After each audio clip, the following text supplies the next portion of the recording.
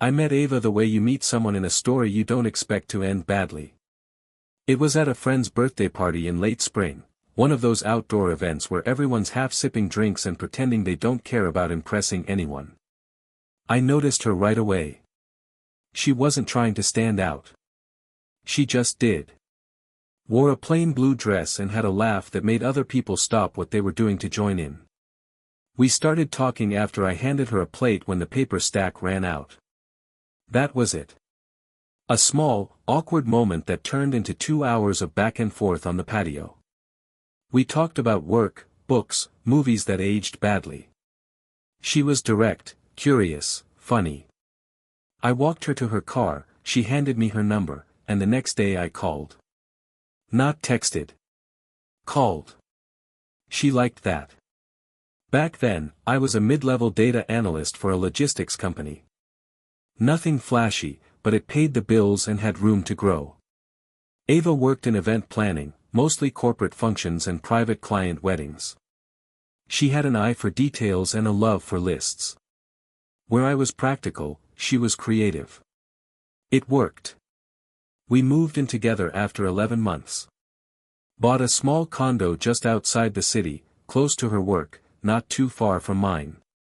The early years were filled with small, shared rituals, Saturday grocery runs, late-night ice cream walks, weekend furniture assembly disasters. We saved up, traveled when we could, made plans for things we hadn't yet earned. 2 years after we moved in, I proposed. I did it in our kitchen. No grand gestures, no hidden photographer. Just me, her, and a ring I'd picked after weeks of quiet research. She said yes before I could finish the sentence. We got married 6 months later in a garden venue with 80 guests and one stressed-out caterer who forgot the bread rolls. Ava's business took off not long after. She started her own company, took on higher-end clients, built a team of assistants and vendors. I switched firms and got a promotion, more hours, but more control.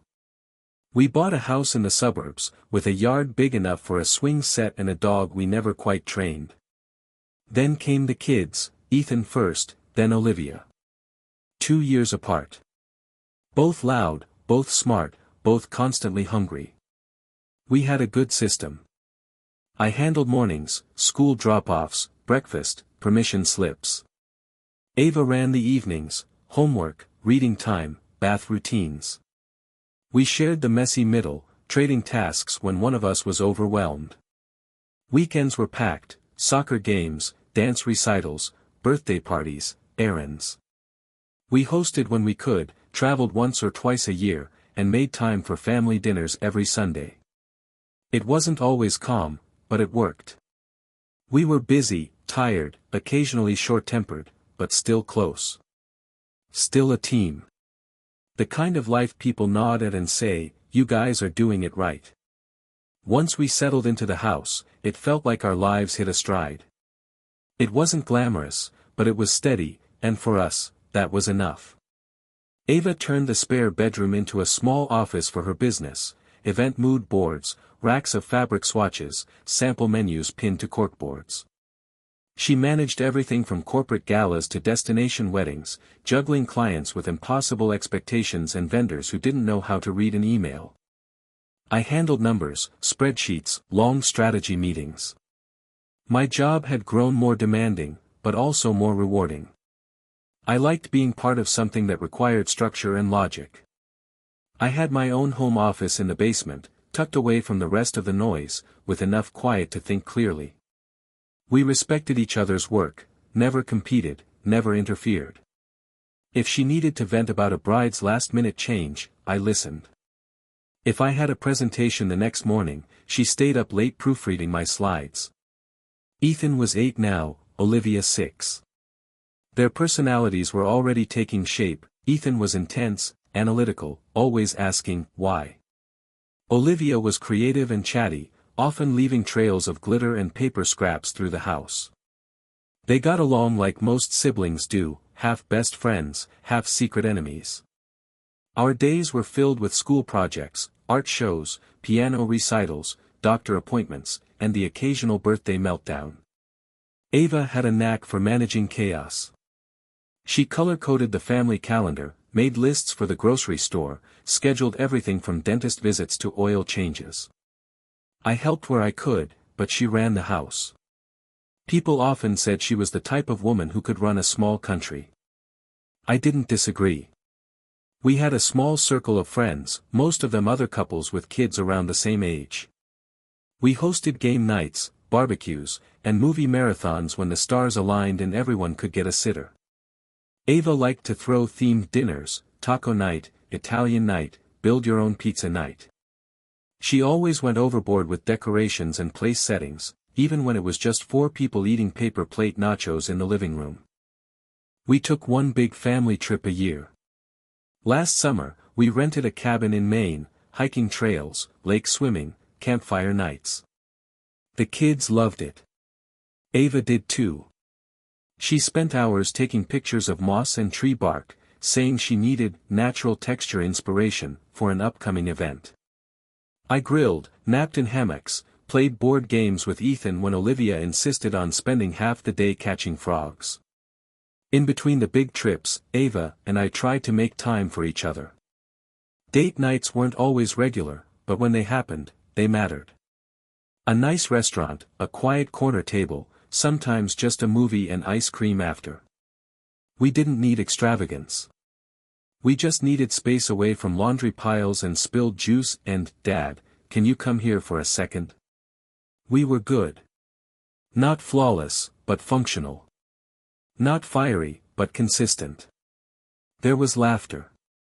There was trust. There was momentum. Looking back, we didn't have any signs of trouble. Not the kind you notice. It felt like a normal life. A life we'd both chosen, and kept choosing, together. By the time Ethan hit 3rd grade and Olivia started 1st, our family schedule was down to a science. We didn't have time for surprises, and that was fine. Life was busy, and we liked it that way. Ava woke up before everyone else. She always said it was the only time she could think without interruption.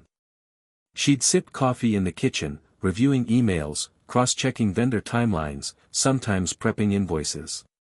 I'd come downstairs a little later, make breakfast for the kids, and pack their lunches if she hadn't already done it the night before. Our mornings were a constant shuffle of backpacks, shoe tying, missing socks, and reminders about permission slips. Ava usually dropped them off on her way to her office or client meetings. I headed into work or downstairs to my home setup, depending on the day. We rarely said goodbye without a kiss. Even on the mornings when one of us was clearly distracted or running late, we paused for it. It had become part of the checklist. Evenings were more relaxed, at least in theory. We'd reconvene around 6, have dinner together, something quick but homemade. Ava wasn't a gourmet cook, but she had a few solid recipes that became staples. Her chicken stir-fry was a favorite. I handled cleanup while she helped the kids with homework or laid out outfits for the next day. Our conversations weren't deep every night. Sometimes it was about car maintenance. Sometimes it was the kids' reading levels. Sometimes it was just complaints about how short weekends felt. But there was comfort in the ordinariness of it. We didn't have to prove anything to each other. We were already past that. Ava's business had grown into something serious. She was booking more high-end events, often traveling to scout venues or coordinate destination weddings. It never threw our rhythm off. We had a system, shared calendars, emergency contacts, backup sitters. She was meticulous, and I admired how well she managed to balance her work and our home life without dropping anything. We kept up with friends, hosted a few gatherings every other month, and stayed connected to other parents at school. We weren't the loudest couple at any table, but people liked being around Ava. She was funny, sharp, always quick with the right thing to say. I was quieter, more observational. It worked. We celebrated small things. First day of school, promotions, Ava booking a big new client. We'd order takeout and toast with wine, the kids sipping juice in mismatched cups. We didn't need a reason to make a moment feel like a milestone. Ava was good at that, marking time, finding excuses to celebrate even on tired Tuesdays. There was nothing glamorous about our life. But it had a flow. A tempo. Like we were both rowing the same boat and knew which side was ours to pull from. When one of us got tired, the other kept the rhythm. The house felt like ours, because every inch of it had our fingerprints. The kids felt like ours, because we showed up for them in all the ways that count. Our life wasn't perfect, but it was full. And it was ours. Nothing about it felt temporary. It was the kind of life you look around at and think, yeah. This is what it's supposed to be. The idea for the trip came from one of Ava's closest friends, Emily, someone she'd known since college. They were part of a group of women who kept in touch over the years, texting in bursts, sharing parenting hacks, forwarding memes about how tired moms stay functional. Every year or so, they'd talk about doing a proper getaway, something child-free, husband-free, just to reset. It always stayed theoretical. This time, they made it happen. It started as a casual suggestion in their group chat, let's just pick a week and do it. No more excuses. Within days, they had flights booked. The destination was a boutique resort in Costa Rica, one of those places where the rooms are little bungalows tucked into jungle cliffs, and the drinks come with fruit skewers and tiny umbrellas. It looked peaceful. Remote. Probably expensive. Ava said they got a deal through one of the girls who worked in travel. She was excited in the days leading up to it. Not frantic, not guilty, just excited. She bought a couple new dresses, replaced her old sandals, even got her nails done, something she hadn't done in months. The kids noticed. Olivia asked if she could go too. Ava laughed and said, "Mommy just needs a little break. You guys get Daddy these 2 weeks." We framed it like an adventure. I told the kids we'd do Dad weeks, pancakes for dinner, fort building in the living room, movies on school nights. Ethan made a checklist of all the things he wanted to do while she was gone, which mostly involved pizza and staying up later than usual. The morning of her flight, Ava was up early, moving with that focused calm she always had when she was traveling. She double-checked her bags, ran through a mental list aloud, kissed both kids awake. I drove her to the airport. The highway was empty, the sky still gray. We didn't talk much, just the kind of quiet that comes when everything's already been said. At the drop-off curb, she leaned over and kissed me, soft but lingering. "Don't forget to check Olivia's homework folder," she said. Then she smiled. "And try not to burn the house down." I watched her walk into the terminal, rolling her bag behind her, her posture tall and sure. I remember thinking how much she deserved the break. She worked hard, at everything. At her job, at motherhood, at maintaining the balance we both depended on. Back home, the rhythm shifted but held. I took over mornings and evenings. The kids were fine, happy even. They liked the relaxed pace. I ordered takeout more than I should have, let them skip baths once or twice, but nothing fell apart. At night, after they were in bed, I cleaned up and responded to emails, sometimes flipped through a show we'd normally watch together.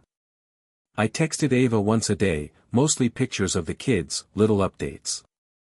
She responded quickly at first, smiley faces, "Miss you guys," snapshots of tropical breakfasts or jungle hikes. Her last message came 2 days in, "Spotty Wi-Fi here. Will call when I can. Love you." That was normal. People disconnect on vacation. That's part of the point. And I figured when she came back, she'd be recharged. Like she always was. The first few days of Ava's trip passed easily enough. The kids and I kept busy, school drop-offs, pizza nights, Olivia's dance class, Ethan's science project about the solar system. At night, I sent Ava pictures, the kids in pajamas, Olivia holding a bowl of cookie dough, Ethan with construction paper planets taped to the wall. She replied with emojis, quick captions, the occasional selfie with a cocktail or her feet in a hammock. But around day 4, her replies slowed. At first I assumed she was just out of range. She'd mentioned spotty Wi-Fi in the jungle resort, and I didn't want to be the guy who got anxious over a delayed text. But it wasn't just slow, it was different. Shorter. Quieter. I'd send a paragraph with updates from the day, and get back a single word, nice. Ah. Cute. Sometimes nothing at all. One night, after putting the kids to bed, I texted her a simple, miss you. House is way too quiet without your music playing in the kitchen. I saw the 3 dots appear. Then disappear. No reply followed. She hadn't called once. Usually, she would have FaceTimed by now, even for a minute. She loved checking in on the kids before bed. Olivia asked about it one night. Why doesn't mommy want to see us? I told her mommy was probably busy doing fun things with her friends. She just wants to relax, I said. She'll call when she can. I didn't push. The next day, Ava posted a photo to her Instagram story. A drink by the pool. A book resting on her lap. Just one word in the caption, peace. It wasn't unusual, but for some reason it didn't feel like her. She rarely posted while away, always said vacations were her off-grid time. I stared at it longer than I should have. Her friend Emily posted more, group shots, beach photos, a dinner spread lit by candles. Ava was in a few of them, smiling, tan, looking relaxed. In one, she was mid-laugh, a wine glass in hand. I watched it loop on the story replay once, then again. She looked happy. Different, but not in a way I could define. Just, lighter. The 6th day, she didn't respond to any of my messages. I didn't hear from her at all. I checked my phone more times than I'd like to admit. I thought about calling, but I didn't want to seem clingy. She'd told me they were doing a full-day boat tour, maybe she'd lost her phone signal completely. That had to be it. Still, I couldn't remember a time when she'd gone this long without checking in. I kept busy, cleaned the garage, caught up on work emails, took the kids out for ice cream. But her silence echoed between moments. Every time I picked up my phone, I expected something. A ping. A message. Even just a little, miss you too. Instead, nothing. But I told myself it was fine. She was just enjoying herself. That's what this trip was for. By day 7, I had stopped checking my phone with any real hope. The last message I'd gotten from Ava was a thumbs-up emoji, 2 days earlier, after I sent her a picture of the kids dressed up for school spirit day. Before that, a vague, looks fun, in response to a video of Olivia dancing in the kitchen. That was it. No missed calls. No, can't talk, but thinking of you. Just, absence. Emily had stopped posting, too. Or at least stopped tagging Ava in anything. The stories she shared now were generic, landscapes, drinks, a few slow-motion waves crashing on a beach.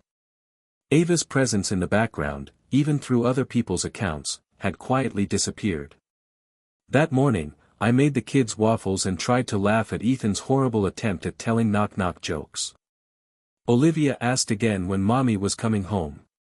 Soon, I said, pouring syrup over her plate. Just a few more days. I went to clean up, pulled my phone out of habit, and stared at our last message thread. It didn't look like a conversation. It looked like a feed, me posting updates into the void. That night, I tried to call her. Just once. No answer. Straight to voicemail. I didn't leave a message. Instead, I sat in the living room, scrolling back through old texts, photos from past vacations, inside jokes, reminders about school events. I wasn't looking for anything in particular. Maybe just trying to feel something that used to be automatic. Connection. Warmth. Even that started to feel distant. I told myself it was the setting. She was on vacation. People unwind. Detach. That's what she'd said she needed. It made sense. This wasn't the first time Ava had pulled inward a little when she needed space. She was good at compartmentalizing. It was part of what made her so effective at work. Still, something felt off, not loud, not obvious, but off. Like trying to listen to music through a speaker that was just slightly unplugged. I reached out to Emily, casually. I sent her a quick message, "Hope you guys are having fun. Tell Ava the kids miss her." She didn't respond until the next day. Just a thumbs up. That's when I started checking the time more often. Wondering what Ava was doing, who she was with, why she hadn't at least FaceTimed the kids before bed. She never missed that, even on her busiest work trips. But I pushed those thoughts down. Tried not to invent stories where there weren't any. I told myself she was tired. Or maybe her phone broke. Maybe she just wanted space, truly and completely. It wasn't the first time people had gone away to reset and forgotten the noise at home. Still, it didn't feel like her. At night, I stayed up later. Not because I wanted to, because I couldn't settle. The bed felt colder, the silence sharper. I thought of texting again. Asking, "Everything okay?" But I didn't want to sound needy. I didn't want to accuse her of something she hadn't done. So I didn't send anything. I waited. Because she'd be back soon. And then I'd understand whatever this was. By the second weekend, even the kids had stopped asking when Ava was coming back. I don't know if that was a relief or another weight pressing down on my chest. Olivia still drew pictures for her, one with stick figures and the words, "We miss you mommy," written in purple marker. She taped it to the fridge herself. Ethan was quieter. He didn't say anything, just stared at his cereal longer in the mornings. I tried calling again. This time it rang once, then went to voicemail. I left a short message, no frustration, no guilt-tripping. Just, "Hey. Hope you're okay. The kids are good. Let me know when you can." She didn't call back. At night, I looked through her social media. Nothing new. Her last post was from 5 days ago, a photo of the beach with a caption that just said, "Stillness." No comments from Emily. No group photos. It was like the vacation had gone silent. I noticed she hadn't liked any of my messages either. Even the ones with the kids. It was a small thing, but Ava always reacted to pictures of them. Even with a quick heart emoji or a line like, "My babies." But there was nothing. Not even the read receipts. I texted Emily again.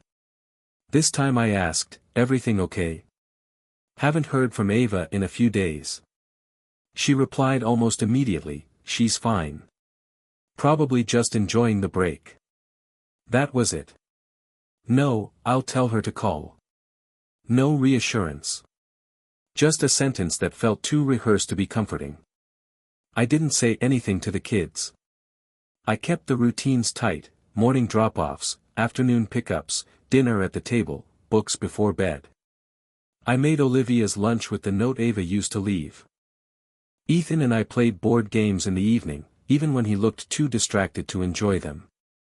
But in the hours after they were asleep, I started staying up too late. Sitting in the dark, scrolling through old vacation photos.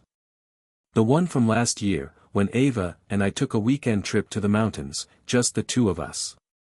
She'd planned it all, cozy cabin, hot springs, a wine tasting at a small vineyard nearby. She had smiled the entire time. I remember thinking how lucky I was.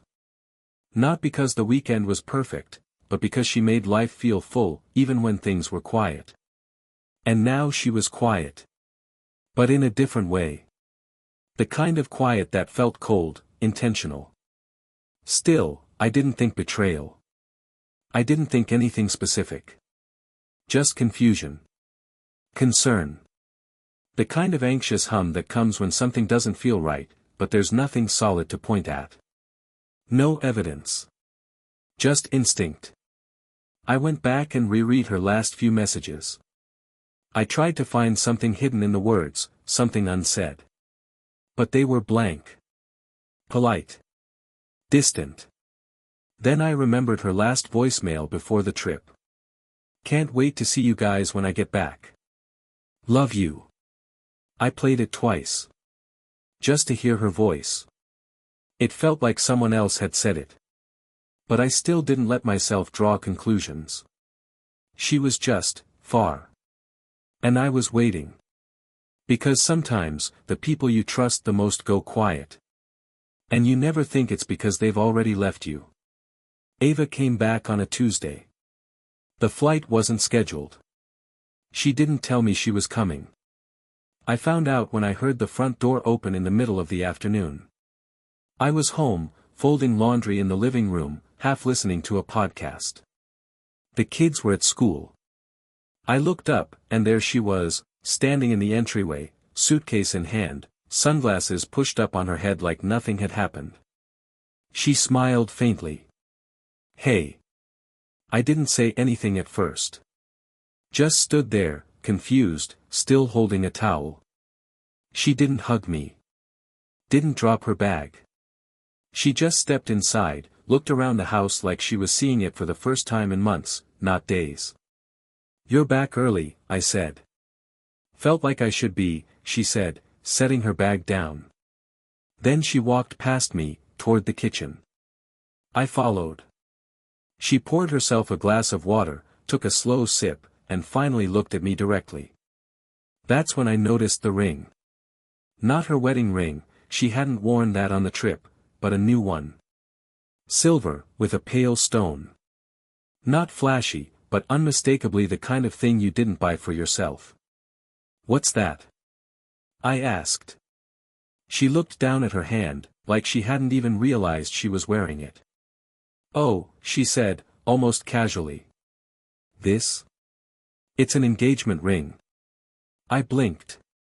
My mind stuttered, like a computer trying to load a file that didn't exist. An engagement ring? I repeated. Yeah, she said, leaning against the counter. I met someone on the trip. We connected. I mean, really connected. He proposed. And I said yes. I stared at her, waiting for the joke. The explanation. Something. She didn't give one. Instead, she shrugged. I didn't want to pretend anymore. I'm tired of all this, of pretending I'm happy, pretending you're enough. You're not. You haven't been for years. You're boring. Predictable. You don't excite me. I wanted more. And I found it. I said nothing. The room was too quiet. She went on. His name is Daniel. He's fun. He listens. He doesn't talk about spreadsheets and grocery lists. And when we're together, I feel alive. That's something I haven't felt in a long time. My chest felt hollow. My arms numb. I still hadn't moved. She tilted her head. You're not saying anything. What am I supposed to say? I asked, quietly. I don't know. Be angry. Or don't. It doesn't matter. She took another sip of water. I'm getting my things. I'm moving out. Daniel's flying in this week. We're going to figure out the next steps. I swallowed hard. What about the kids? We'll work it out. I'll take them part of the time. You can handle the rest. You're good at that, handling things. There was no apology in her voice. No hesitation. Just distance. And I realized she hadn't gone quiet on vacation. She'd left.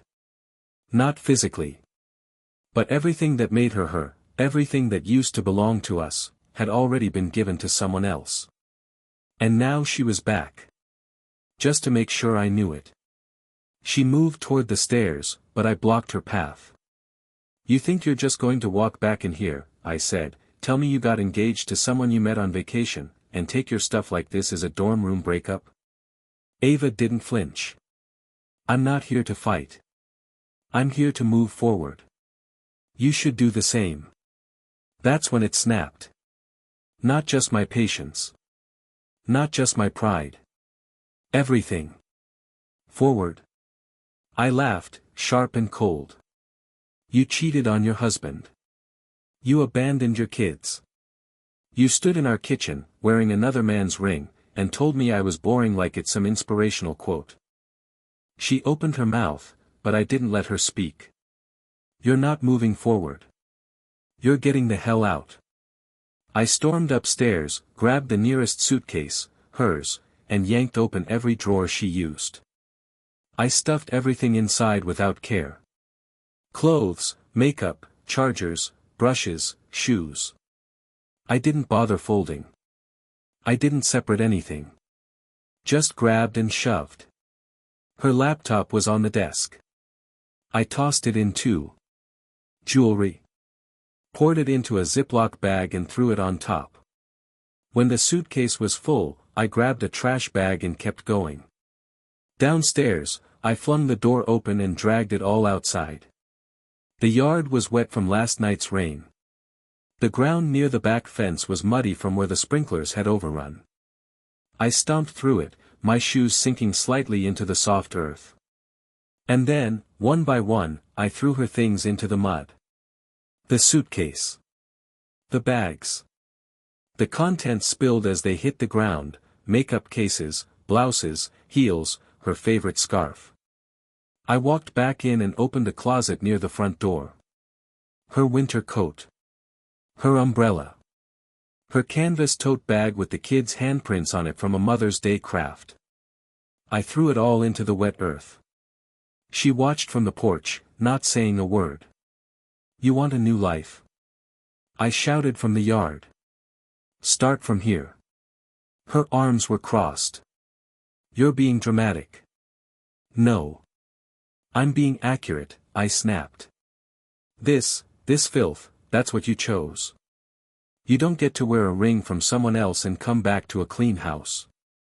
You don't get to call me boring and expect me to act calm. You put mud in this family. And now you're walking away with it all over you. She said nothing. I stepped closer. My voice low, but cutting. You think this Daniel guy is a solution? A man who proposes to a married woman he's known for a week. Good luck. You two deserve each other. You deserve the mess. I turned and slammed the door. Inside, the house was silent. I stood there, breathing hard, listening for the sound of her car pulling away. It didn't come for a long time. When it finally did, I watched from the window. She didn't look back. Just drove off, her tires flinging mud as they rolled over what was left of her things. The kids came home later. I told them she had to be away a little longer. I didn't explain. I just stood there, knowing this was the start of a new chapter. One she had forced open. And one I now planned to finish. My way. I hired a lawyer that same week. Not the guy who did our wills. Not some family friend. A professional, sharp, expensive, worth every dollar. I didn't want negotiations. I wanted scorched earth. Ava filed first. Her motion asked for partial custody, visitation rights, and half of the house. She even attached a note saying she hoped we could co-parent peacefully. I read it 3 times just to make sure I hadn't hallucinated the audacity. She wanted to take our kids part-time while building a new life with her vacation fling. She wanted to keep part of the home where our children were raised, where I was still folding their laundry and packing their lunches. And she wanted it with a smile, like this was all a misunderstanding that could be worked out over coffee. I handed everything over to my attorney. The messages, the timeline, the ring photo. Most importantly, the emails. Ava had used our shared credit card to book her solo trip, but several charges told a different story, spa treatments for two, an extra ticket for an island excursion, a private dinner at a high-end cliffside restaurant. She had, without realizing it, documented the affair in the most careless way possible. We built our case piece by piece. The judge didn't need much convincing. Her attorney tried the disconnection narrative. Claimed she was unfulfilled, emotionally isolated. That I worked too much, was inattentive. She even tried to spin it as self-discovery. Said her engagement was a symbol of clarity. But the judge didn't care about symbols. He cared about facts. And facts said Ava left without warning, cheated without remorse, and introduced an unknown man into her life without stability, plan, or consideration for her children. When the ruling came, it hit like a hammer. I was granted full custody. Sole decision-making power. The house remained mine. Ava was awarded limited visitation, supervised at first. The court said the emotional volatility of recent events warranted caution. She sat in silence when the decision was read, her lawyer whispering frantically next to her. I don't know if she was shocked or if she'd seen it coming. But she didn't look at me. Not once. Daniel didn't come to the hearings. Not once. She had said he was traveling, handling business. After the verdict, I found out he'd left. Just disappeared. No forwarding number. No social media activity. Nothing. From what I gathered later, he had debts, real ones. A long trail of short relationships, impulsive decisions, and broken engagements. Ava had gotten engaged to a fantasy. And then he ghosted her. She tried to contact me a week later. Emailed me some half-hearted message about reevaluating everything, about being in a hard place and needing time. I didn't reply. The mud was still there in the yard, stains in the grass where her things had landed. I left them until the rain washed it clean. The kids asked fewer questions each day. I told them the truth in pieces. Mommy made choices. Mommy isn't living here right now. But you're safe. You're loved. And I'm not going anywhere. They believed me. Because I didn't run. I didn't cheat. I stayed. And when I was betrayed, I didn't scream, I dismantled. Legally. Methodically. And completely. Life didn't return to normal. It found a new shape. The house felt quieter at first. Not just in sound, but in presence. No click of Ava's heels on the hardwood. No curling iron warming the upstairs air in the morning. No faint music from her office. But I didn't rush to fill the space. I let it sit. Let the silence become something I could live with. Something I could understand. The kids adjusted better than I feared. Children have this resilience, they recalibrate fast when they're loved consistently. Olivia missed her mom in sudden bursts, usually at bedtime. Ethan stopped asking questions and started checking in with me more. You okay, Dad? Became his version of a hug. I answered honestly, always with some version of, yeah, buddy. We're gonna be okay. Ava moved into a small apartment on the edge of town. Not far, but far enough. She still asked for visitation time, and I honored what the court allowed. She'd pick the kids up on scheduled Saturdays, take them for ice cream or a park. They came back quieter than usual. Not upset. Just, muted. I didn't press. I let them speak when they were ready. She tried to apologize once. It came in the form of a letter, handwritten, folded into thirds like something from another decade. She wrote about how lost she felt, how she thought she was chasing something real, how she never meant to hurt us. It wasn't long. Maybe 2 pages. I read it once. Then I put it away.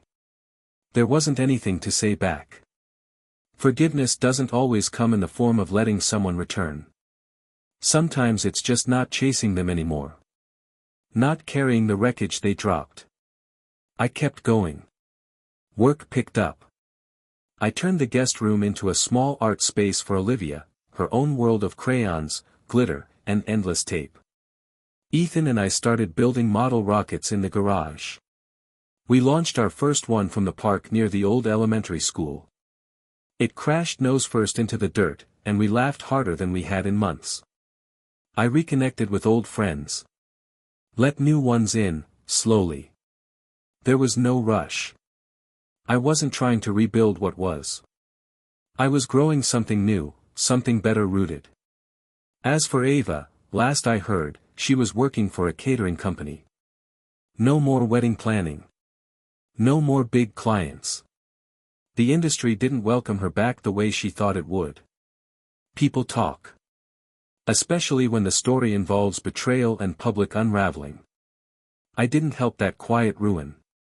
But I didn't stop it either. She built that path herself. And Daniel, the man who proposed in the sun. Gone. No trace. Just a ring left behind, and the silence of a fantasy evaporated. I kept it all. The court documents. The photos. The notes. Not out of spite. But because memory matters. Even painful ones. They remind you how far you've come. I don't hate her. But I don't miss her either. What I miss is who I thought she was. And that man, the one who thought he'd never be blindsided, isn't coming back. But this man? This one knows what it means to stay upright when the storm hits. To protect what matters. To walk through betrayal and out the other side. Alone. But not broken. Just clean.